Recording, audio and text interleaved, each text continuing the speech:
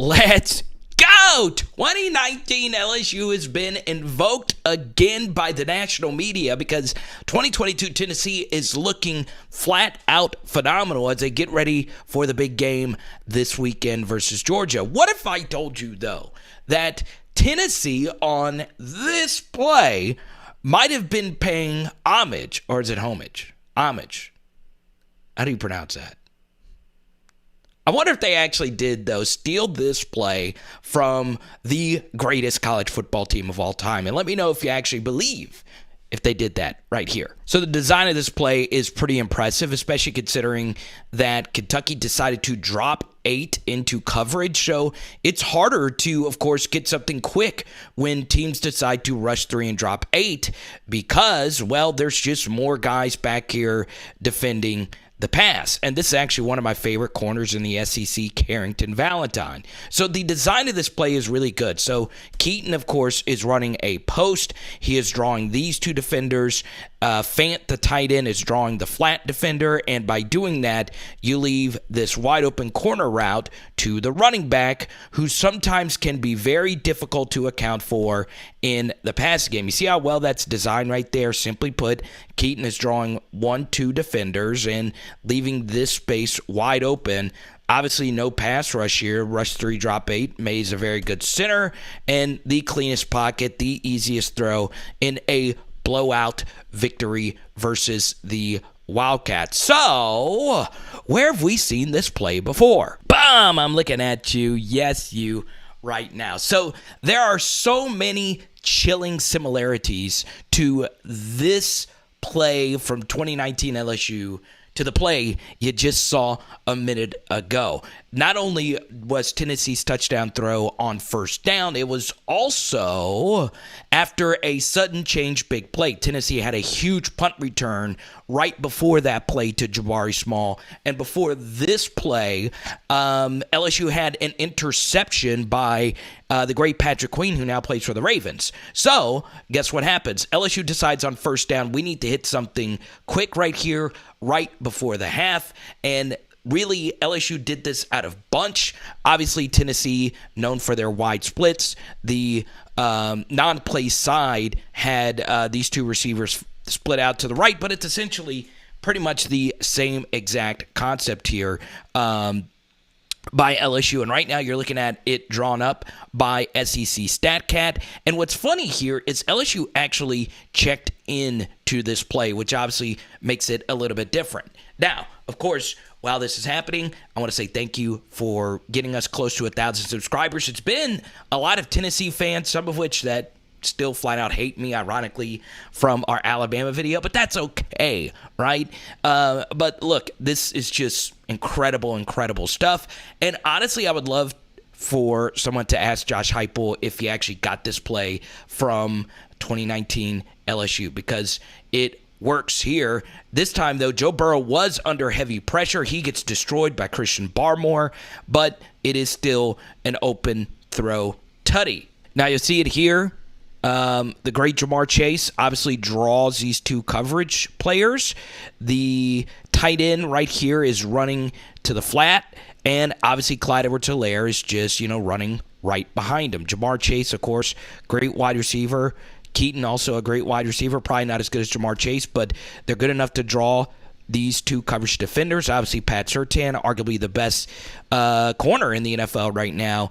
But that's it. Scheming guys open for easy tutties. Or could Heupel have taken this play from arguably the best play caller in the SEC, which is Lane Kiffin? I actually, before this Tennessee resurgence, had Josh Heupel's offense and his play calling rated a little bit higher than Kiffin, but I do believe they are the two current best in the SEC, and maybe Heupel found this play here from the Lane train. And actually, this is very different than what LSU and Tennessee did, because they decide to run this to the field instead of the boundary. So for those that don't know, the boundary is the near side of the formation and the field is the wide side of the formation. And they actually ran the route with a wide receiver, but it's still the same thing. This was Jackson's Jackson Darden only his third start. You want to scheme something very easy and open. Obviously, the protection doesn't have to be great because it does open itself up pretty quickly. And as you can see, the ball was a wobbler, but still a perfectly thrown ball, basically on the same exact concept. So that is great offense, and the great ones know how to scheme open things versus different teams. Maybe we see this play against Georgia. Maybe Mike Denbrock decides to scheme this versus Nick Saban in Alabama because especially against a guy like Nick Saban, who to me is the best red zone defense coach I have ever seen when it comes to their red zone rules. And I would highly recommend you go check this out. There was a video Nick Saban did with the Alabama Network breaking down their final controversial play of the Texas A&M game. The reason why this play is so good is it puts defenders in conflict, and the route concepts themselves open up the players, right? The players just have to execute the play, and that is modern offense. Can you scheme things open? And it's hard for defenders to account for the running back, even if the running back is a clear-cut receiver such as Watkins there. Boom! I'm looking at you. Yes, you right now.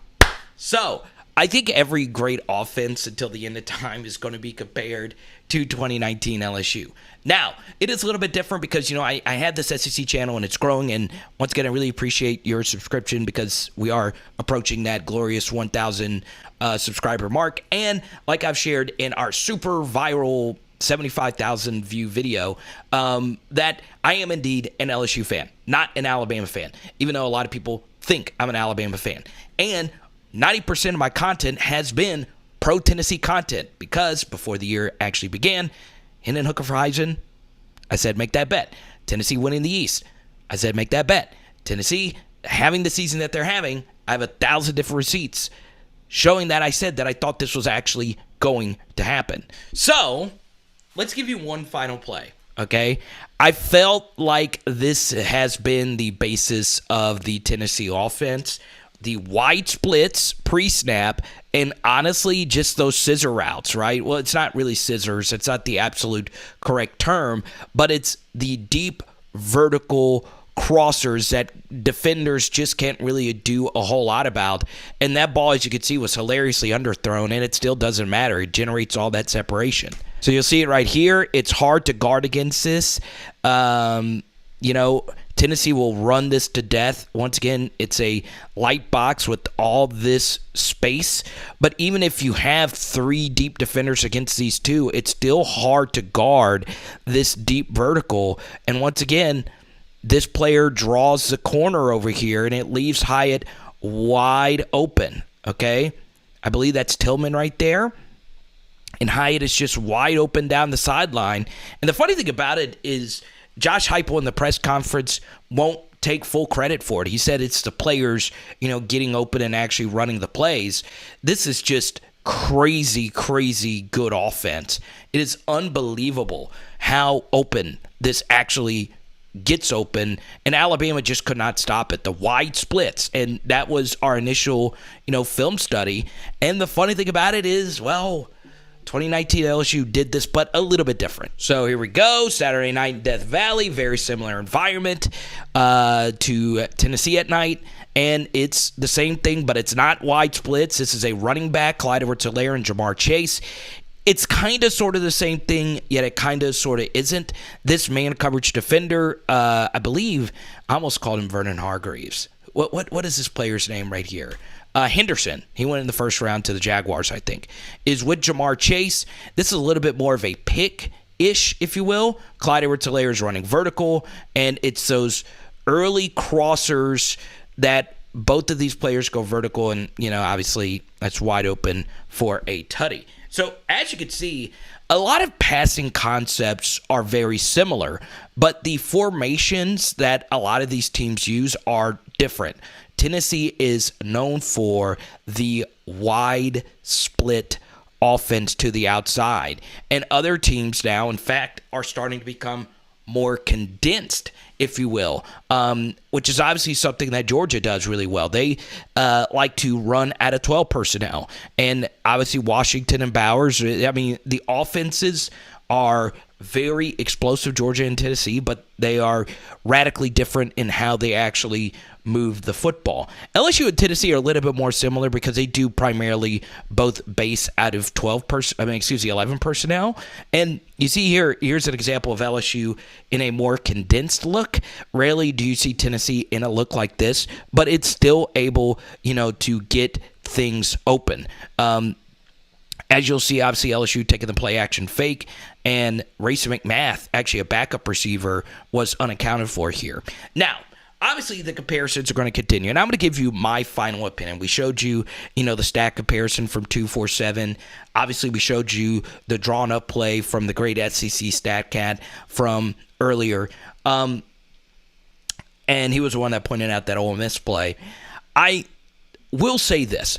I don't think 2022 Tennessee is going to run the table undefeated. But if they do, it is hard to argue against them as the best team of all time. And the funny thing about it is Georgia probably feels a little disrespected. They got the number 3 ranking in the College Football Playoff. This game is going to be so freaking spectacular, and I can't wait for it. And it's going to sound crazy. I'm as excited about that game as I am LSU versus Alabama. I really am, because I've seen a bunch of really competitive LSU-Alabama games. Well, high-stakes LSU versus Alabama games.